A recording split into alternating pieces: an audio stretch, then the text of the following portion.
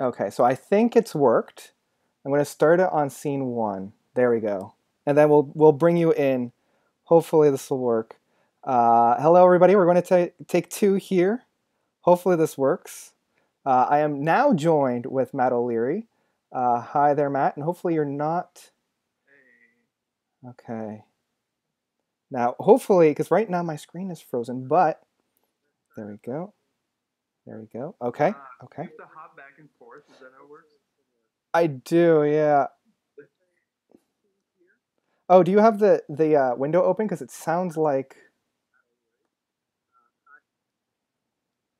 Sorry, yeah, I had two, so now we're getting echo. That's all right. That's all right. For some reason, you are a little on the frozen side, but I wonder if I change that, if that will work. Because, We'll see. yeah, I'm doing a little bit of a... Now, the video that you will be seeing is a couple seconds or even like a half a minute delayed. So don't worry too much. Okay, can I like refresh it? No. Yeah, if you've got it opened right now, it should be fine. Oh, there we go. Okay. Ha, it works. Haha. Okay. So you're going to be big. I'm going to be in a little screen here, a little bit on the smaller side. So I will. I'm gonna refresh the page just to see if I can get this. Yeah, I'm going to make sure we're figuring this out. So thank you, Matt, for joining us today. I am super stoked that I finally have this working. There's going to be a little itty bitty me and a really, really big you. But I think that's going to be okay. You can hijack my YouTube for a little bit. Well, you might just I'll toggle. you I'll might toggle. delete the video so people don't click on that and by mistake or something. The other one, Oh, yes, yes, don't you worry. can wait around for 13 minutes. And, Well, that one doesn't say that we're live, whereas this one says that we're live. Okay, so I am going to jump into the room. Oh, how am I going to do this? Okay, okay. I have to have... Oh, shoot. Usually I have another screen with me, but today I don't. But hey, we're here, and I'm making this work as people can see itty bitty me and really big you. I think this is the best way to have it. Oh, geez.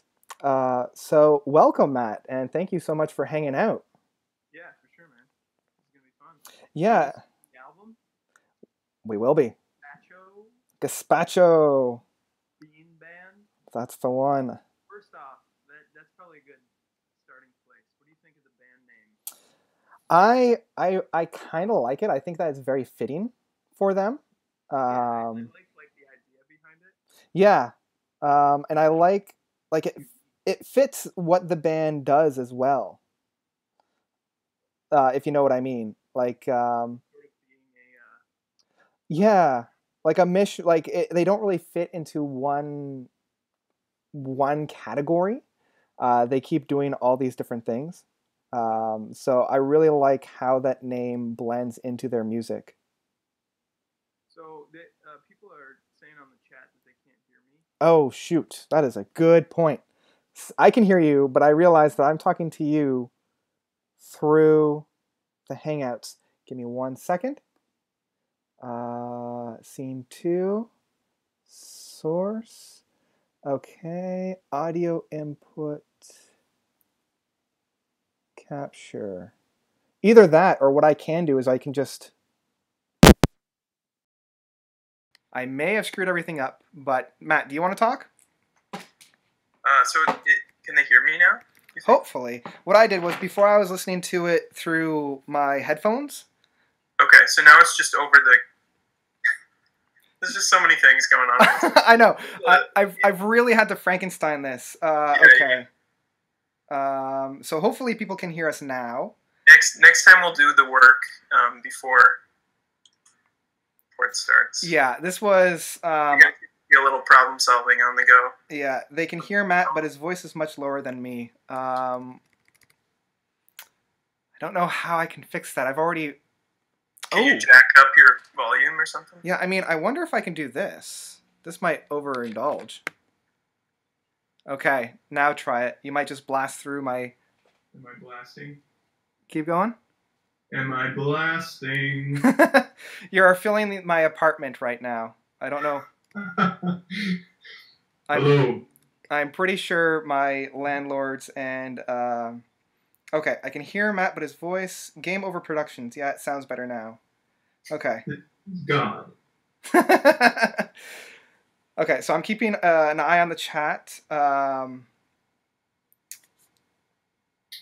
And yeah, this is going to be. Let's just get some feedback here. Does everything sound okay? Can people hear both of us at a decent level? See both of us? Everything working out? I'm hoping. Okay. Game Over Productions. That's our boy. That's our boy. Girl or whoever. Yep. Based on just statistics of Prague listeners. we have a focus group of 1. I'm just gonna go with boy, but yeah. What I am going to do though is I think because I'm going to switch that back. There we go. So I'll need that. So if you still can't hear Matt, let us know. Okay, someone wrote, I have some concerns regarding the sound. So seems like. Yes. Hopefully this will work. I've moved you back because before I put you into the sound system that encompasses my apartment, and now I've just put you back through the computer speakers. And I'm trying to figure out the source for the audio. I wonder if I can add audio input for this. Default, built-in, call note. Reed, which one of us is too loud? A tad too loud, yes. You guys are going to help us with this focus group as we try to figure this all out. Oh, audio input, audio output. Okay, let me just see here.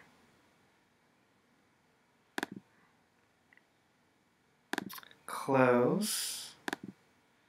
Okay, so audio input, I'm going to, whoops. I'm going to edit that. Default call note. I wonder if that's going to work. Okay, Matt, do you want to try talking for a little bit? Mm-hmm. Okay. And keep going? Yeah. Here we are. Okay, so Gazpacho. on my end, it sounds like it's coming in all right. Okay. See, that's what I thought. A. Olson is saying that you're coming through your mic and it should not be necessary as the streaming software should pick up what you are hearing. That's what I'm trying to do at the moment. I'm trying to get it to work. Built-in microphone. Nope, that's not what I want. I'm going to try that. But that looks like it's the same. Trying to get it where it's essentially... Let's try that. That is also the same. This is a big learning curve, but at least we were able to... I know it's not the built-in microphone. That I know for sure. Oh well. Our IP headphones users, yes. Well, if I had... So I'm using OBS, if anybody's wondering. And it looks like A. Olson might be our savior here. Our angel. Our That's angel. what I think the first name is. Yeah, because right now I'm able to have an audio input, but I can't. The only device that I have is default, a built-in microphone, a call note, sunflower, and sunflower. And none of those guys really work for us at the moment. I won't be using the chat, I will just be monitoring the chat. Because I am currently, Matt is still a bit too loud and the audio sounds bloated when he speaks. Okay, so I'm going to turn that down. Thanks for letting me know. Better too loud than not at all. So what is your, what are you actually adjusting? Basically, I've got it picking up what my computer is sending out. So it's listening to itself. Yeah. So you were just coming through my computer speakers? So you're just turning down your speaker? Yeah, that's essentially it. Okay. Mike, we're losing him. Oh no. Mike K. This will be good. We should just jump into it. Yeah, let's just get into it. I think this is as good as we're going to get it for tonight. Yeah. So you play and yeah, people are like, oh, we want to listen to some Gazpacho, and then it's just us bickering back and forth how to get this to work. So Gazpacho, they're Norwegian, right? Yes. I'm going to say yes. I'm going to do a quick double check and I Google. think I remember that. Yeah. Actually, I went to Norway last summer. It's kind of interesting. Oh. Like I have like a little bit more informed opinion of the culture and the. Oh, fun! So how they are from? Yep, Norway, Oslo. Mm-hmm. So you are new to the band, correct? Somewhat. They're kind of a band like I've heard of enough so that I've jumped in a couple times in the past, but I don't think I've ever really paid attention. It's just been sort of like on. Yeah. So this is the first time I actually fully engaged. Right on. And yeah. I think you need to with these guys. Oh yeah. There's a lot of subtlety. They're not a band that just like jumps off in your face. It's not immediately gonna like snatch you. I feel like maybe the first song on this album, but the rest of it does take time. And yeah. I think this album in particular bookmarks very well what Gazpacho does, because the first song hits you really, really hard at the beginning. And then the last one is quite accessible. Winter is Never. But do you want to just kind of dive in and start listening to it and commenting as we go? We're going to get hit with that muse. We are. Okay, here we go. I just need to find them. I'm going to play them through my speakers. And please, through the chat, I am very aware of... Ooh, now here's a question. Do you want to listen to the original or the remastered? I think I've only heard the remastered on Spotify. Okay. So let's keep it with the remastered then. Is it remastered by Steven Wilson? Or? No, I don't think it is. I think because this is the album that I have on vinyl, and it sounds... I mean, it's the same stuff. It's just there are certain things that are punctuated a little bit heavier. Sure. So let's just dive in and... Yeah, it doesn't matter. I'm going to turn down... Casco. Yeah. All right, here we go. This label. Let's turn that up. Okay, can you hear that? Yeah. Okay. Got it. All right. I might be playing with the... I'll be playing with the audio throughout, so please let us know in that comments how it is, because I'm only hearing like myself and Matt, and what I can hear through my own speakers. So let's keep that chat box alive. Yeah, I think it's pretty low right now. It's too... Okay. Actually, what I will do, I'm going to disappear for a half a second. And I'm going to move some of the speakers around in my apartment. Okay, I'll be right back. Yeah, so a little setup with this album. The concept is pretty interesting. We got, it's about the French writer, I forget what his name is, but he had a flight in like the 30s from Paris to Saigon for some competition. I'm just setting it up. I'm talking a little bit about the concept of the record. All right. So, he crashed somewhere in the Libyan desert, so on the way from Paris to Saigon. Well, it's Saigon, and this is just about that crash and like the subsequent survival. Oh, are you talking about the storyline? Yeah. Okay, Which I read up a little bit. It's a pretty fascinating story, because it seems like this guy who was involved in this was not only a pilot, but he was like a prolific writer. Yeah, it reminds me very much of The Little Prince. Have you ever had to read that book? No, I haven't. So, for anybody that's in the Canadian audience, it's a staple Canadian book. It's like quintessential French-Canadian. It was originally published in French, and then it was translated by the author in English. So like you had to read it growing up. And it's kind of the same concept where this guy flies into the desert, and his plane crashes, and he meets the little prince. And the little prince shows him how to be a child again. Like it's very French in that sense, and it's like very whimsical and very. So it's about like this pilot trying to get out of the desert with this little prince following him around, being like, "You need to discover your childhood again." Yeah, I can see that connection. Yeah. So yeah, what has been your impression of, I guess, the first track as we're listening to it? This track I feel like is one of my favorites. Oh yeah? His voice is very Matt Bellamy. Yeah. Yeah. It's like right off the bat, that's probably what you'll hear, and it's sort of that like tortured, operatic vibrato, very dramatic. Even does some of like the high like falsetto, fluttering falsetto stuff that the music guy does. So I think that's like the closest vocal comparison. But I've heard other people talk about a few others. One of them being Tick-Tock's. You know Tick-Tock at all? Yeah, I can see that. Yeah. Yeah. And I hear a little bit of that in their music.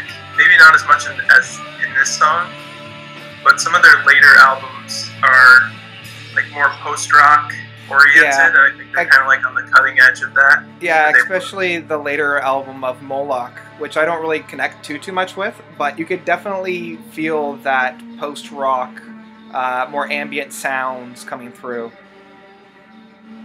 Yeah. What do you think this song? Well, I just love how it grabs you like right from the beginning and doesn't really let you go, and it does feel like that moment as a pilot, like realizing that all of your equipment has gone to shit, and like what are you gonna do?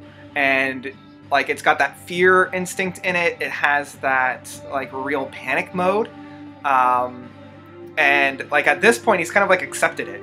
Like if we're going musically and thematically, like he's on his tailspin down. He's just like, yep, this is. Well, doesn't he say in the song something about his engines exploding or something? Yeah. And like... I still can't really hear the music that well. But there's a part where he, like halfway through, where you can hear sort of the descent. Yeah. And it ends with like, explode or something, and then you hear like, this like ambient guitar. It's very... Yeah, that's where we are right now, yeah. Yeah.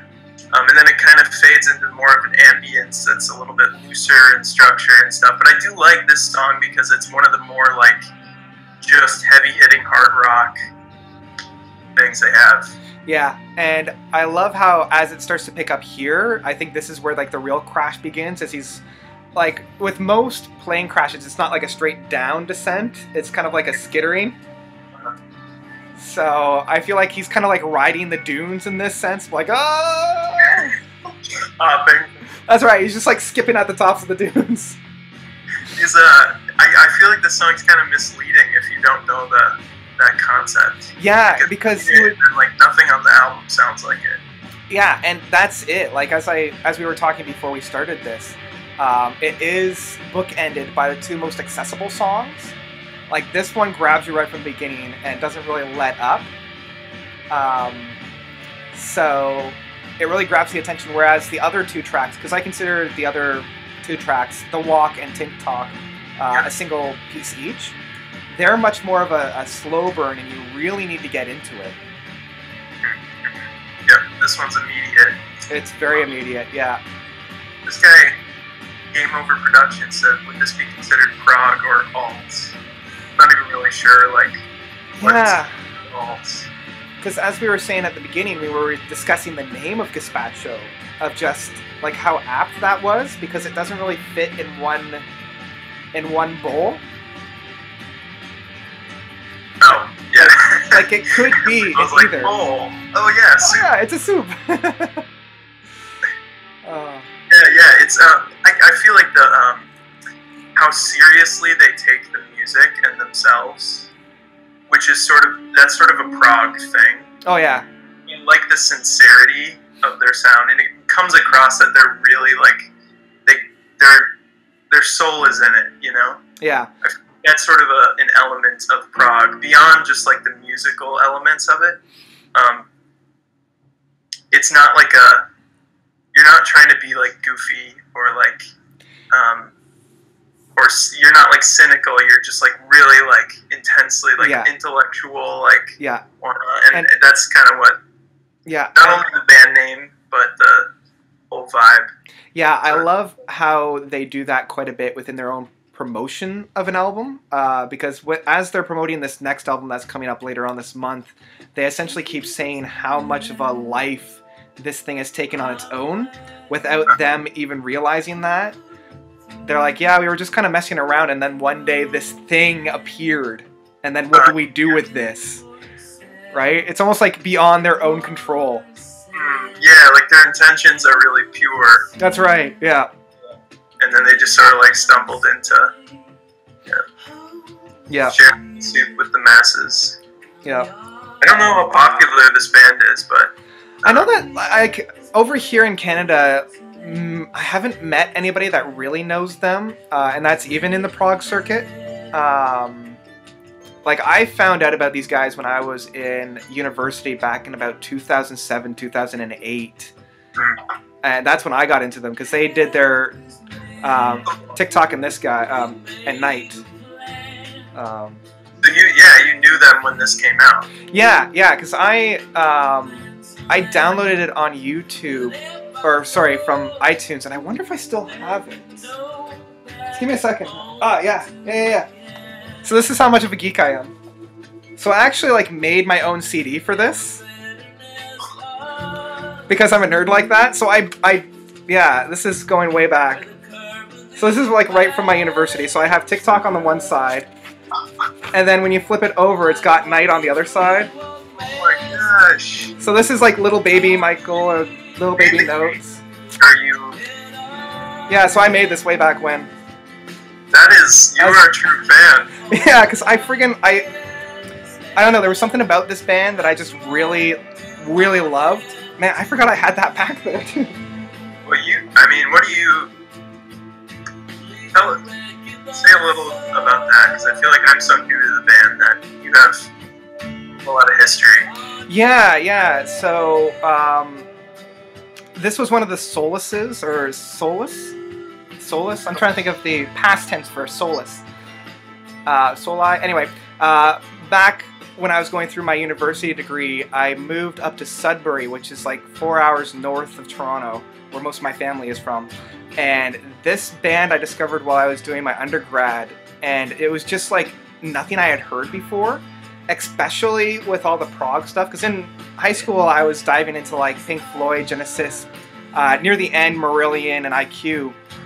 But once I was like, there's nothing from now. There's nothing from, like, our generation that was really pushing the music forward.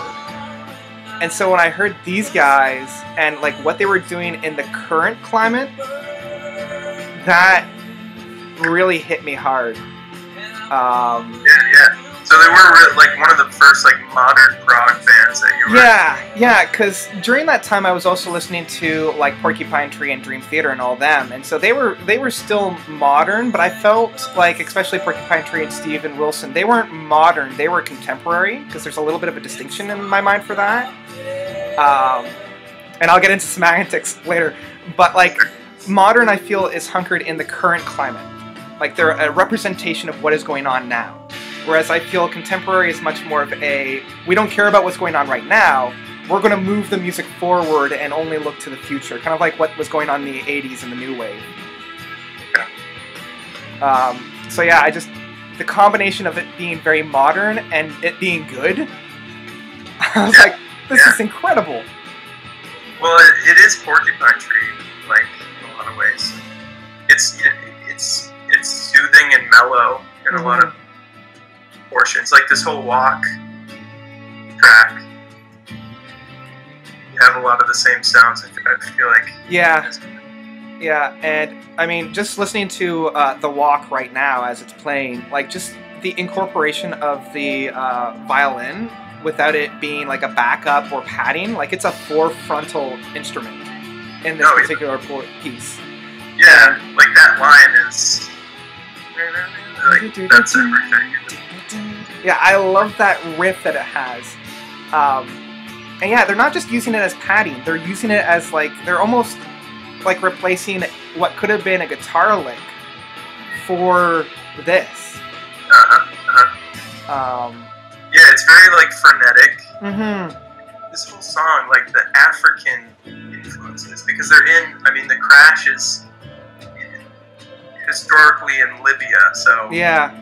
like, to include that is a really, I don't know, makes Yeah. it more relevant and brings the scenery in your mind. And Yeah, and Gazpacho has always been a really, like, a magnificently rhythmic band without it being, like, obvious. Like, it's something that you really have to, like, take a step back and be like, wait, no, their rhythm section's actually really on point. because it's not just like Mike Portnoy, like, Yeah, exactly. It's not, like, nothing but flourishes. It's, like, literally, like, ingrained in the song. and they have, there's like that kora instrument. It's like an African string instrument they have in there even. So, like, their knowledge of just, like, instrumentation and stuff to be able to pull those things in, Yeah. give the imagery. It's that, like we were saying before, that passion for music, like doing a lot of this because of the spirit of the music, not just because it sounds cool, but to incorporate it within the actual essence of the song itself. It's just And this mind-blowing. isn't the concept album they've done. They do mostly very conceptual Oh yeah. stuff, right? Yeah, like, I unless, like, I'm not too familiar with their first 3 albums, but I think, like, every album of theirs is some kind of a concept of some kind. I'm also keeping a little bit of a chat, like an eye on the chat, and for some reason they started talking about Nickelback. You know it's going well when everyone's talking about Oh Nickelback. jeez, like, our conversation is just so enthralled that they had to resort to Nickelback. This guy says, oh, Reed. Yeah. He was very kind earlier. I have nothing but good things to say about Reed, but he did say his Dream Theater, that Dream Theater's overrated, so. I mean, oh man, that's a hot take, and Maybe overrated, but I still think they're great. yeah, like, when you talk about some bands being overrated or something like that, like, once any band gets to that kind of a legacy status that Dream Theater has, they almost start to, and I believe, like, I'm pretty sure Dream Theater's almost bought into that, and so they're no longer challenging themselves. So the Dream Theater now is overrated. But the Dream Theater from the past, that trailblazed the like, progressive metal movement from, like, the early 90s, that is not overrated. Yeah, Images and Words at the time when it came out. Oh, it just blew people's minds. Yeah, like, that is insane. Yeah, and I don't think you can say, oh, that's overrated. I'm like, no, it literally started, like, what Fate's Warning and a lot of those other, like, even, shoot, the name escapes me. What is it? Queensryche, that's the one. Like, what they had been doing in the 80s and been like, we can push that even further into the progressive rock. And So Reed's got it now. Overrated, yes. I don't know if he's caving or if he's no, I wouldn't say he's caving. But yeah, overrated, yes, bad, no. I would agree. I'm going to caveat that with Dream Theater as they are now. Yeah. Except, I think we both want to bury on this, both of our, if not top, close to top. Yeah. Which is probably controversial, so. Yeah. Oh, jeez. So now we're into, I guess, like, certain people consider this part 2 of the walk, but I still consider this all one song. Yeah, do you on Spotify, so I did, like, separate it by points. Yeah. And even when I downloaded it on iTunes, they separated it. But when I downloaded it, I loaded it up into Audacity and reconverted it into one song and then burnt it onto the disc. Because I'm like, it's sacrilegious to split up a track. Because clearly I had too much time on my hands back then. Drew on colored pencil. Oh yeah. Covers and making gatefolds. You're like construct Yeah, this. I'll bring it back out because I'm not gonna lie, I'm kind of proud of that. Like, it took me forever to try to figure out. There we go. I'll put it like right up front and center. The fandom here. So yeah, that's Night, and then that's Tick-Tock. And I actually constructed this too, because if you see this, it's like one sheet of paper. Like, I went to Michael's and I bought like this really heavy cardstock, and then I like figured out how to glue it down. And how'd you get the sleeve? oh yeah, the sleeve like that, right? Because I've got my little CD there. So the way I constructed this is, if I unfolded this, it would look like a T, right? So there'd be another thing up here and another thing down there.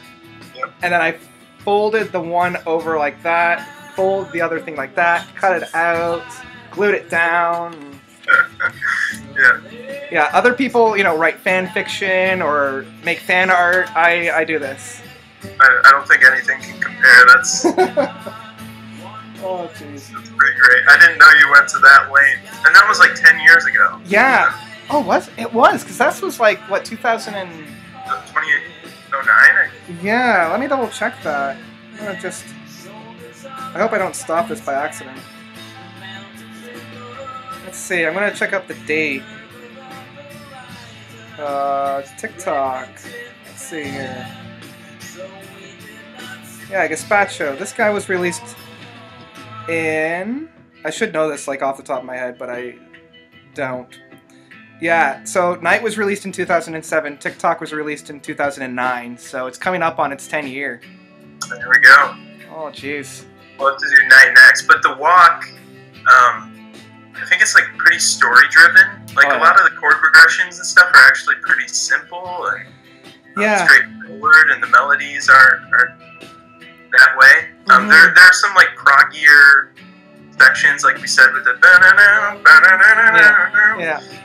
so it breaks off, and the structure of the whole thing is not linear. It's there's nothing like predictable about it. Yeah, and I love how it accumulates to this. Like, this whole song for me has been leading up to this point, and it's such a great payoff because it is so subtle. Like, it's not like a big crescendo of noise. It's just this like realization of this guy as he's walking out of the desert after his plane crashed and being like, I don't know where I'm going. I don't even know if this is the right direction. I just know that I have to push forward. Yeah, and he kind of, he says, I think the line is, doesn't everyone have their own walk to walk? Yeah. At the end. And I love that line so much, where it was just like, everybody has their own walk to walk, and like there's... But like, not like that, man. Like, not like drying out in the sun. No. I have not walked that walk. He's just like, I'm going to own this, and I'm going to do this. And I love how like self-reflective it is, because he's also like, well, this is my walk, and everybody has their own walk to walk. And it has so many different layers on that, because there's that whole, if you're going to talk the talk, you might as well walk the walk. And this is where he's just like, well, people have to walk their walk. And like he has to, like, they could choose to just like yeah, and it also has that kind of a connotation of... Oh, sorry, I didn't get any of that.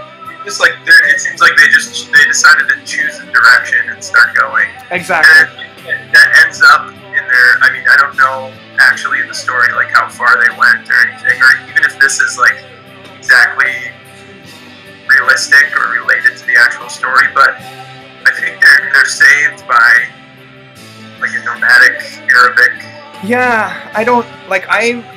even though I've spent so many years with this album, I don't know exactly where he ended up, like what happened after that. Like, I know it goes into Tick-Tock, and Tick-Tock for me has always been kind of that real reflection as he's kind of getting his way out of the desert and like kind of his own grips with mortality. And I think the line at the end is like something about hand grenades or something. But yeah, so in my mind, it's kind of left to the big unknown, and I kind of like it that way. Yeah, you don't hear like an ending story, but there's definitely like multiple themes layered into this. Mm-hmm. hallucinatory trip almost that he's having as he walks. I know in Tick-Tock especially, even some of the music and lyrics allude to there being these mirages, desert, and he's sort of losing his mind. And I think like a Bedouin in the desert came along, spotted him, and then gave him like a life-saving, fluid. Yeah, I always, again, this is me interjecting my Canadian upbringing and knowing about like the Little Prince, because I think the Little Prince visits him as a fox, and it's like very much of that like spirit animal walking into the desert, like spirit journey. Yeah. And I almost like pictured this part being that spirit journey of like him just being visited by all these weird things throughout the night. Anyway, that's my own little take, because I love this particular moment. This has the I don't here where we're at right now, but there's that Steven Wilson. I mean, I keep bringing him up because there's that little industrial beat. Yeah. It's Tick-Tock, like the first part of Tick-Tock. Yeah, where it's just kind of that ticking of a clock. That like churning, yeah, and it's ticking, but then there's this industrial kind of like. Yeah. And I love how prominent that bass line is in this particular track. Yeah. Like almost having that heartbeat blended in to the ticking of a clock. Like it reminds me, and this is going to be completely, what is it? Like an homage and like way too obvious. Yeah, exactly. Yeah, you were thinking it before I even got it out. Because it is, you've got the heartbeat and you have the ticking of the clock. Like everybody's going to compare the two. Yeah, so there's the Pink Floyd thing, which is like hard to do that again and make it interesting again. Yeah, and put like a new spin to it, but I think because these guys are approaching it in a different way, as opposed to like reflecting, because again, this is my own interpretation, instead of reflecting on time, he's reflecting of his own mortality, I feel. So, yeah. And I love how it transitions from like that really somber, very quiet moment to the next movement in this, and it's so bombastic and out of nowhere. Like, you have a little bit of the build-up, but then it's just like... Boom. And the part two, I don't even know if we're there yet, honestly. No, this is still kind of the build-up of part one, but I know the part you're talking about in part two. There's that beautiful, it's probably like the most gorgeous part on the album with that little bass line. Yeah. I'm pretty sure we're thinking about the same point. It's like super playful and... Yeah, when we get to that, I have like a specific... I almost believe that they do a little bit of a audio illusion, because they don't play all the notes, but your mind kind of fills in the gaps of where the notes should be. Of that bass line, or of just that? Of like the melody that plays around the bass line.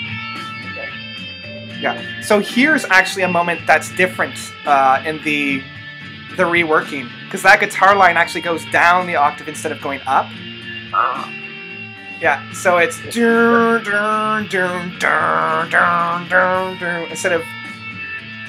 of going up, it goes down. So it's not only remastered, but they like almost remixed it a little bit, I feel. Okay. Yeah. So, as I had mentioned before, I don't know if like my neighbors are around, because most of the time my live streams are done in my office. Okay. So if like suddenly I get knocked on the door or something and I have to leave, you'll know why. Okay. Break this part, yeah. So then there's like almost Gretsch sounding guitar tone that's like muted. It reminds me of like Drive Home. Yeah. Yeah, from The Raven. We're almost to the part with like the Gregorian chants, like the really deep one at the end of the song. That is so cool. Yeah. And then, I think his name's Jan or Yan in the... Yeah, because this isn't the last time they do that, because they do a lot of this on Demon, and I believe also on Moloch. Yeah, I haven't even listened to... I think I listened to Moloch once. Yeah, Moloch is... I listened to it a little while ago just to reacquaint myself with it, and it's alright.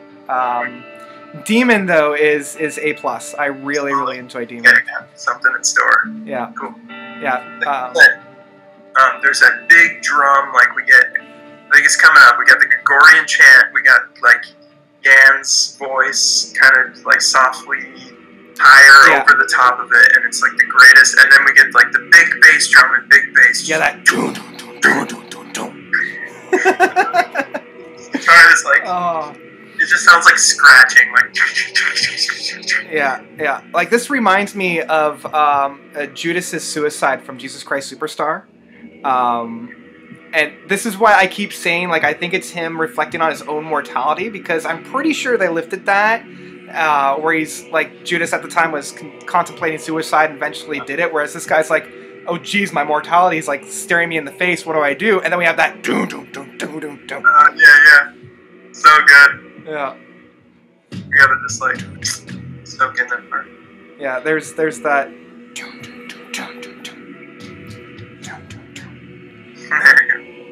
And it's interesting because I'm more familiar with the not remixed and redubbed. So on the original, the vocals are much more present. But there's a female vocal in the mix there that you don't hear on the original mix, but you hear here. And it's really interesting. Yeah, I really like the remix version of this and Night.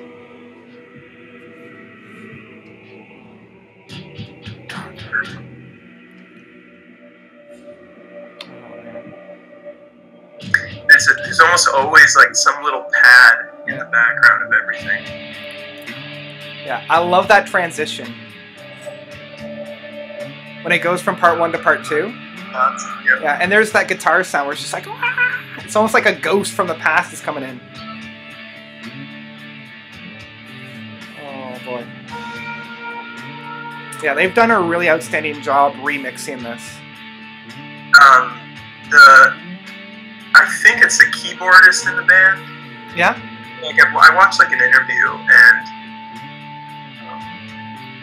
he seems kind of like the tone genius.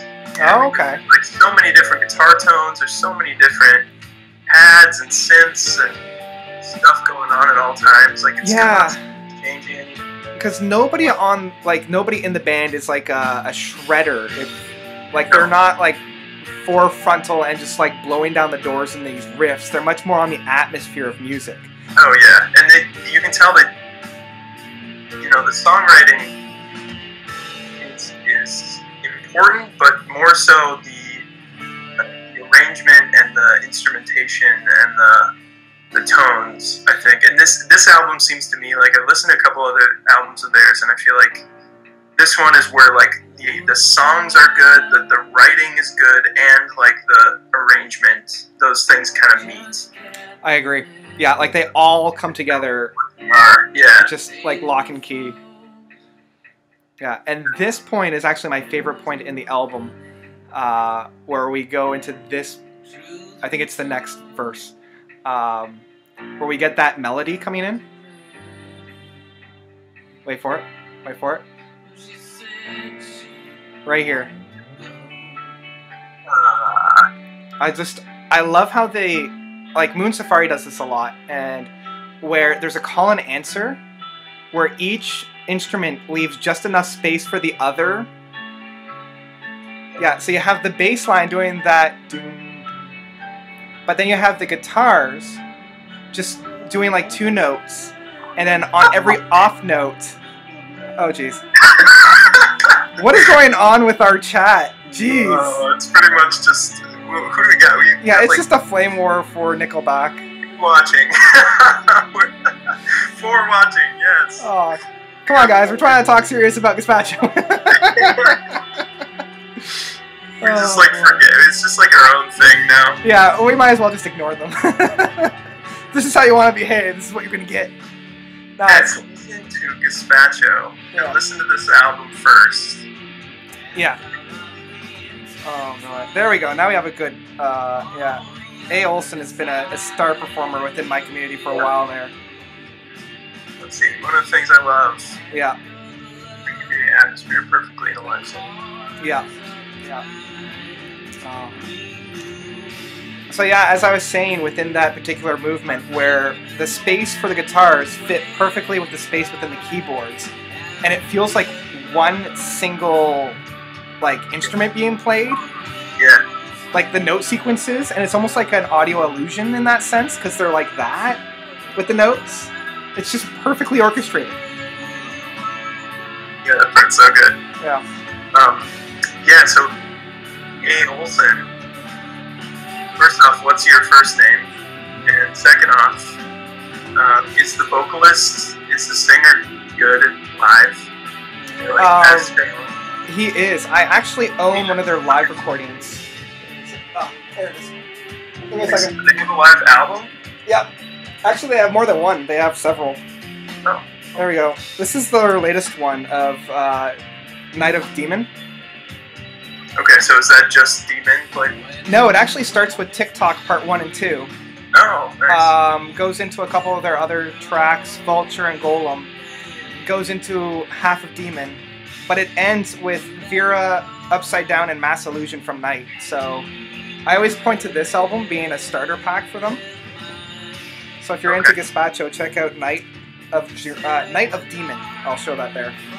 Nice. You wouldn't usually say that for a band, that like a live album would be a good starting. Yeah, because I also have their live album they put out right after Night, and the live album they put out right after Masatopas, or however you pronounce that album. There we go. Okay, I'm back. Yes. And oh, hey, I need to actually move this.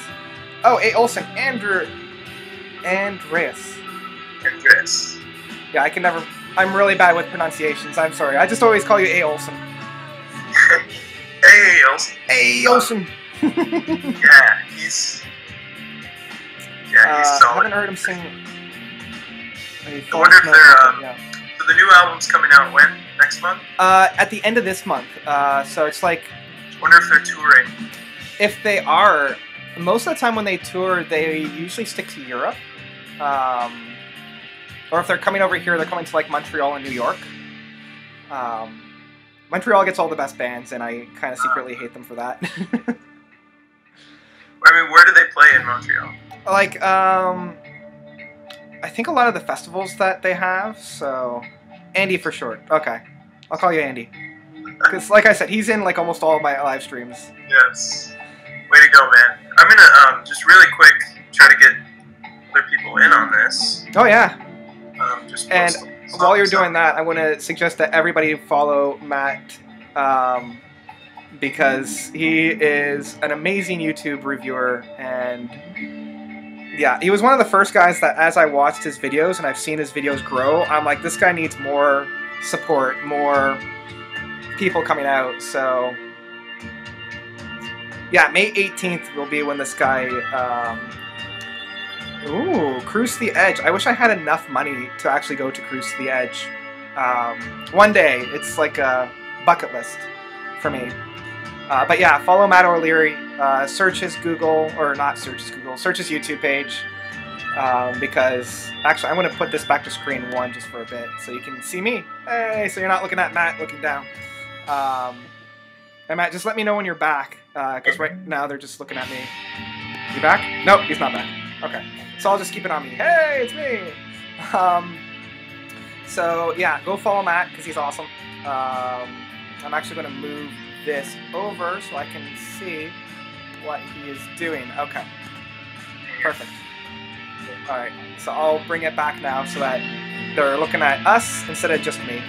I had it on mine for a little bit there. So, I appreciate the kind words. Oh yeah, no worries. Yeah, because there's a few YouTubers I mentioned in a lot of my live streams. Another one that was really good that I really enjoyed was the MoonTube. Oh yeah, I think he's like done now. Right? Yeah, because he was done for a little bit, and then he came back for a little bit as well, and he was thinking about doing all these different things, but then he just didn't do anything. And I'm like, man, you had some great insight on like a completely different sphere of rock that I'm used to. So I hope he gets back, but I also hope that he's doing what he wants to do. So. yeah, it's tough with these because there is sort of a community. There are a lot of people that do it, but I don't feel like it's like we're connected that well.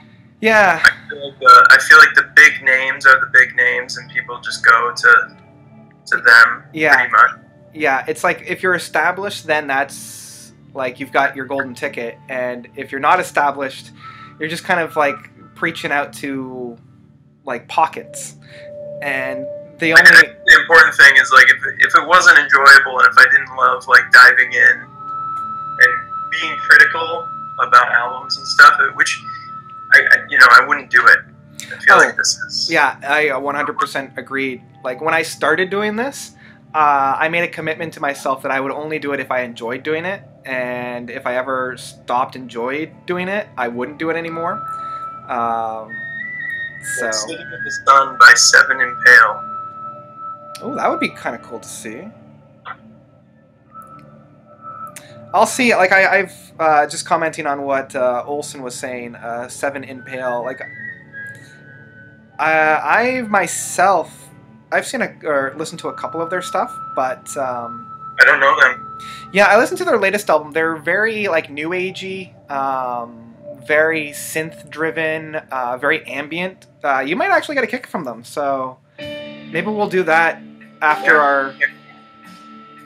What was that? I'll check it out at some point. Yeah, I always get like, whenever I do these, I have like a long list of things that I need to check out. Half the time I don't even get around to them because there's so many, and I also want to keep on top of my reviews. Yeah, but yeah. In this song, there's almost like a Wurlitzer type of piano, like pulsing. Right. Well, I think like the end of Tick-Tock still, right? Yeah. This is the third part. Yeah. This part's actually the least impressive or least like interesting to me. I agree. Yeah, I never really wanted to say that, but I agree where it's kind of this the least enjoyable moment. Yeah. And the thing with Gazpacho overall is I think like melodically they don't like jump out to me. I think there are a lot of moments where the singer's kind of just like bopping along. And right. Like the atmosphere and the mood is really cool, but I'm not gripped by the songs. Yeah, I agree. To a point, like if you spend a lot of time with them, you start to develop them. For sure, this one was like that. I think it took doing this for me to really get into it, but now that I did, it's like you realize too when you do that music is it has so much to offer if you're willing to pay attention. Yeah, and just how layered it is as well. Like this part itself is very layered and probably one of the more complex movements that we've had so far, but it's a shame that it has led to, not a shame, but it kind of felt like, I don't know, it led to this grand moment, and it wasn't as great as the journey to it. Yeah. I just think the first two sections are... Oh yeah, they're like flawless, which I think is why when they tour with it, they only play the first two parts. Oh yeah, because he said, on that album. Yeah, and it was a perfect way to open up that tour. Yeah, and I still love this part, but as I said, it's my least enjoyable, but it's still like a good 8 out of 10.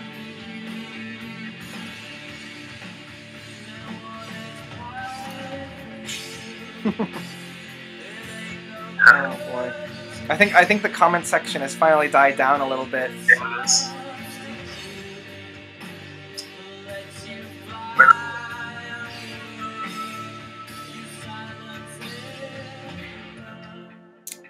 There we are. I'm always setting things up because I've got 3 screens with me right now. Who's with us right now?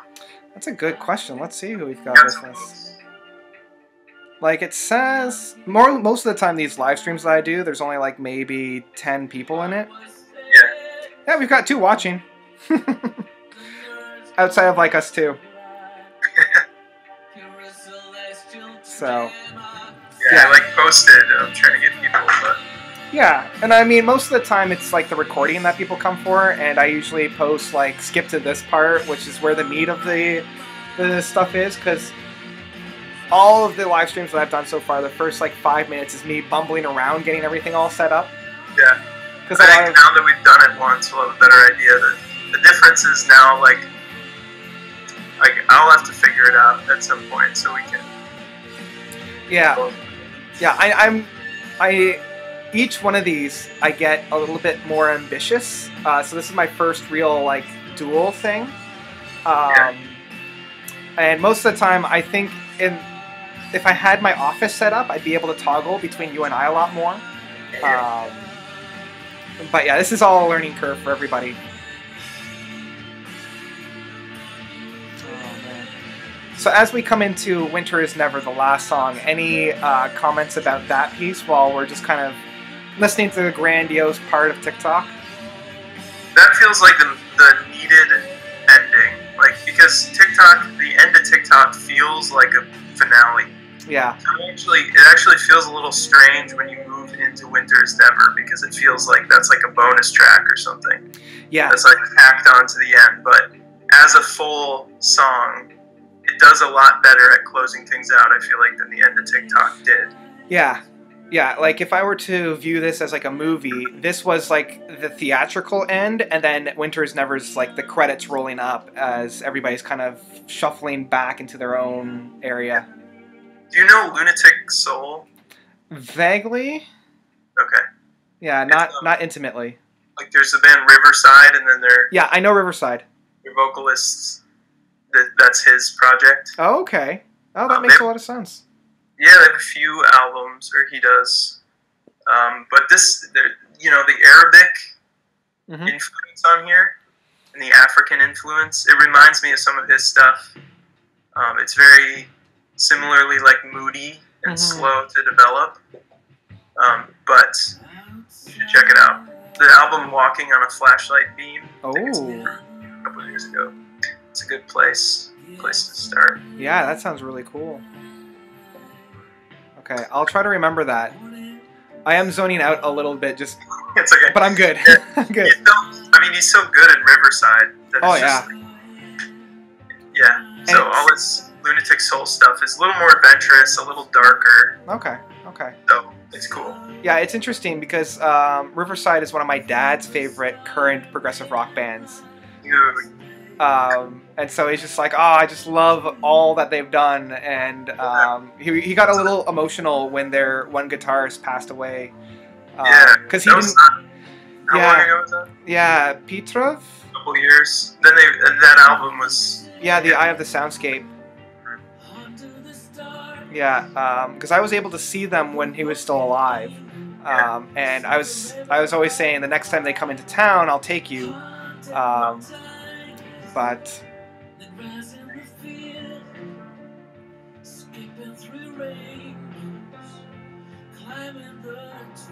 yeah, this guy's they're good at like the piano ballad.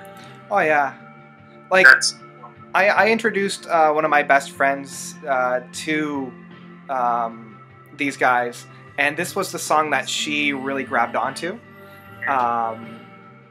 And so, like, when we were in our master's program together, I made her this particular CD, and she was like, this is the only prog I will ever listen to, because it is the least amount of prog. So... like, no Tick-Tock. Yeah, it was just Tick-Tock. Oh, it was Tick-Tock. Yeah, it was Tick-Tock specifically... I can see it being easy to get into if you're not... Yeah, because as we said at the beginning, I feel like Desert Flight and Winter is Never is the two most accessible of all of the tracks that they've put out, for very different reasons. Like, as we had said, man, my brain is starting to turn off. I got this. We've only got like 5 more minutes left. Winter is Never is much more of the atmospheric side of them, whereas Desert Flight is much more of the bombastic side of them. So each one presents another ideology of what Gazpacho is. Yeah, they are sort of like polar opposites of what they do. Yeah, and I feel like they're at their A game when they blend the two, which is why this album for me is very special, being the 4 tracks, because the two in the center blend the two in such a grand landscape. Yeah. So as we're nearing the end, any final thoughts? I know that we've got about a minute and a half left in Winter is Never. Yeah. Listening here.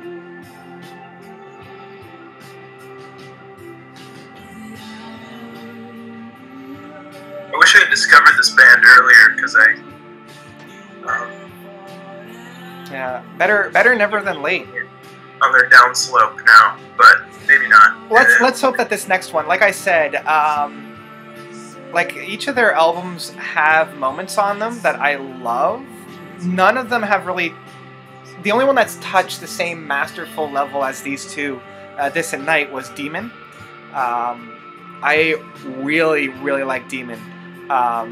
Ghost is March of Ghosts is very good as well. It has some. The Atropos. Yeah, Missa Atropos. I heard that's like a guy trying to write a mass in a lighthouse or something. Yeah, it's like his love letter to a spirit as he's trying to create this perfect mass for something. Yeah, and he like attempts it at different points throughout the album to like restart. To really get it down. Yeah. Band Seven and Pale. You've listened to them a bit. Very jazz fusion-y. I'm all for that. Yeah. And we're coming into the what end. Would you say? Yeah, do you have overall this is a headphones album, I would say. That's my biggest. Sure. That's the biggest thing. Is like if you're gonna listen to it, you should pay attention. Yeah. There's some albums that you should really like spend some time focusing on, and this is one. I think you're not gonna get the same experience if you just sort of like put it on. Yeah. We're gonna play out. First off, are there other bands that are like this that you? Ooh. It's interesting because the only other bands I can think of, like the only one that I can think of is like later Marillion, and that's kind of how these guys got their start because they toured with Marillion when they put out a couple of their first albums.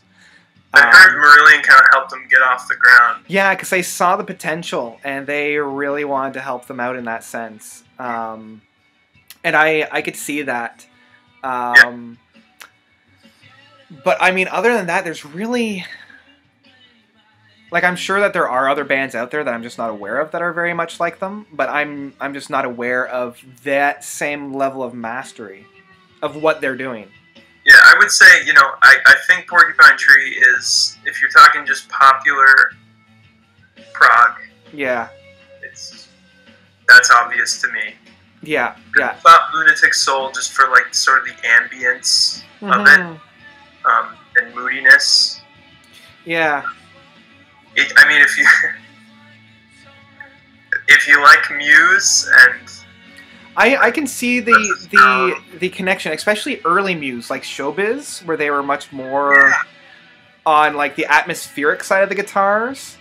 Yep, and Desert Flight sounds like Showbiz. Like I feel like it could be off Showbiz or like Absolution. Yeah. Like I was saying, like maybe not their later career. Like I can't see them being on like Drones or whatever the heck's Second Law was. It also kind of has a little bit of like Tom York's solo stuff.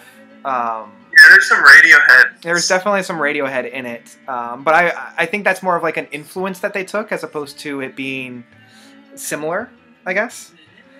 Like just that very whimsical type of singing where it's like very falsetto and very...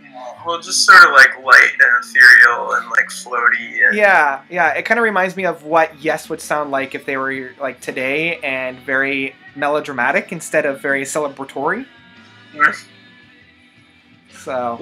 But he also has that like dun dun dun dun, like the really like... Yeah. What is that? That bravado type where he's like got that fluctuation in the voice? Yeah, Yeah, so it's a good range. I think that the music is set up for him in a lot of ways, I think. Yeah. Because the music itself is very, it's accompanying his story and his emotion. Yeah, yeah, for sure. So, any final thoughts? Anything you want to leave with? Where does this rank on your? That's my question. Oh, like if I were to put this somewhere of like their overall discography? Discography, other prog. Oh man. Stuff. Well, I would the word prog because I think it covers a lot more ground than that. But yeah. No, I would definitely label this with a masterpiece, easily.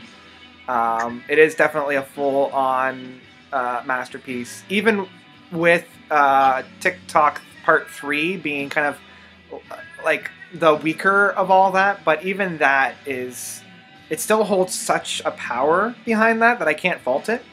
I keep going back and forth as to which one I like more between Night and Tick-Tock, because for me, the two albums appear on the same coin.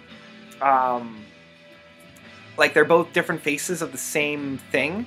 Like the only way I can attribute it is that like Night is the Night version of Tick-Tock's like baking in the sun. So yeah, I listened to Night too, and totally different tones, like tonal qualities on that album, and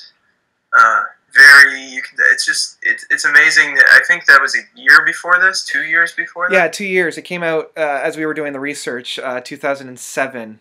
So to make Tick-Tock in that amount of time, that's part of, to me, like that makes it. Yeah. Better. I think it's great. I don't know. I like it. I don't know if I love it yet. Okay, give it some time. I don't know if it's solidified itself. But. It's all right. Give it some time, because one of my favorite mixes that I did was Floating Off the Earth, and I had a lot of Tick-Tock and Night on that mix that I did. And a lot of it was just dead of night listening to these albums and just letting the music take me away. Yeah, it's good for that, for sure. Yeah, for sure. All right, I think we'll call this done because the album has finished. Cool, man. Yeah. Well, let's do it again. Agreed. Set up in advance. Yeah, we prepped. If we could, I think we could even interact with people a little more. Yeah, I think if we promote this, because this was, for me, more of a trial run, the way that YouTube has changed their live streaming, I thought it was possible, and I heard that it was possible to have this dual screen going on back and forth. But I kind of also went in blind, not realizing that, oh, there's all these other things I need to figure out. But I think we made it work, but I think we can make it work better next time around. Oh, yeah. For sure. Feel like find that 13-minute video and just be like, oh gosh. At this point, I'm almost very tempted just to leave it up, just to watch people watch me dick around on here for 13 minutes, just going, I don't know what I'm doing. Watch it just get tons of traffic. Oh yeah. Like, oh yeah. Oh, do watch page and like blows up. Oh jeez. Yeah. It's gonna turn into like a how-to video on like how to do this in the first place. And yeah. Yeah. Oh man. Well, hopefully it'll show YouTube that there's a need for this and that they'll work on it. So let's hope that happens. I see that Andy here. I feel so weird going.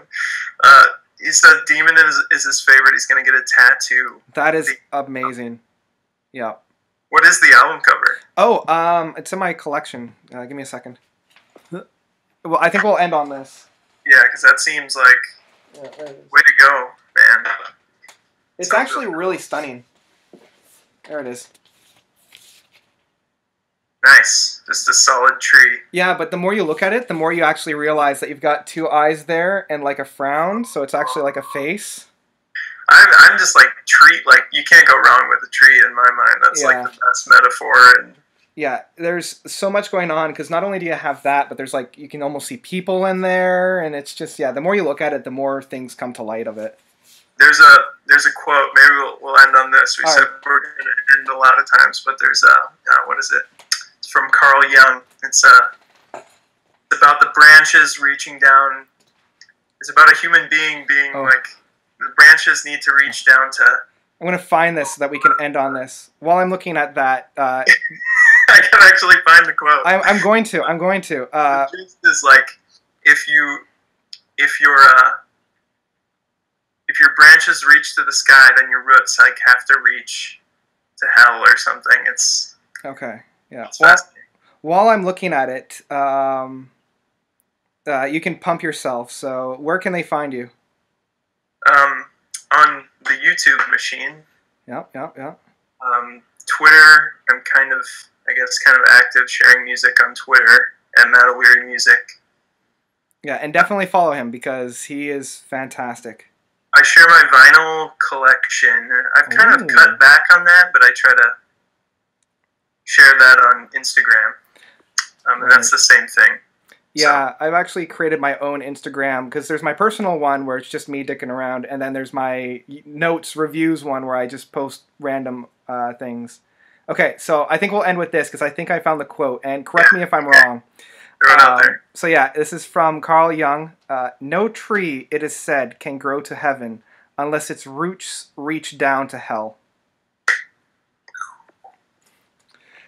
All right, good night, everybody. Nighty night. Go listen to Night.